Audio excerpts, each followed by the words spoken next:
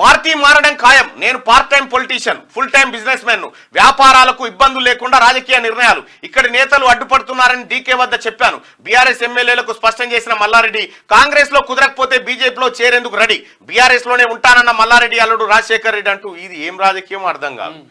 ఇక్కడ మల్లారెడ్డికి ఇప్పుడు అత్యవసరంగా రక్షణ కవచం కావాలి. మల్లారెడ్డిని ఇప్పుడు ఎట్టి పరిస్థితుల్లో కేసీఆర్ రక్షించేంత శక్తి కేసీఆర్కు లేవు. ఆయన రెక్కలు ఇరిగిపోయినాయి, ఈయనను కాపాడే పరిస్థితి లేదు.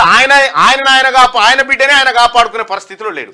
కాబట్టి మల్లారెడ్డి అనేకమైనటువంటి అక్రమాలకు పాల్పడ్డాడు, అనేకమైనటువంటి భూ కబ్జాలు, అనేకమైనటువంటి దందాలతోటి సంపదను కొల్లగొట్టిండు. అక్రమ కాలేజీల ద్వారా అక్కడ ఒక భూ కబ్జాలకు పాల్పడ్డాడు.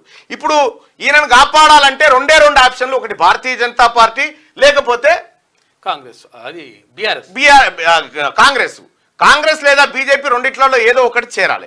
అయితే కాంగ్రెస్ పార్టీలోకి మల్లారెడ్డి ఎంట్రీని లోకల్ నాయకత్వం ఎవరు ఒప్పుకుంటలేదు. ఎందుకంటే మల్లారెడ్డి చేసినటువంటి అరాచకాలు అంతా ఇంత కావు. కాకపోతే కాంగ్రెస్ పార్టీ అధిష్టానానికి మల్కాజ్గిరి సీట్ చాలా ఇంపార్టెంట్ అయిపోయింది.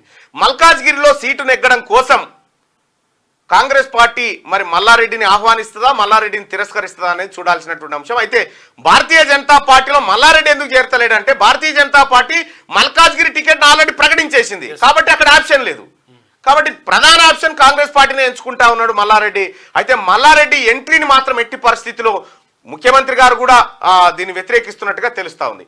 మల్లారెడ్డి పరిస్థితిగా మల్లారెడ్డికి మిగిలిన ఏకైక ఆప్షన్ కేఏ పాలన కలవాలి, లేకపోతే కమ్యూనిస్ట్ నారాయణ అన్న, ఇద్దరిట్లో ఎవరినో కలిస్తే మల్లారెడ్డి గారికి కొంత ఉపశమనం.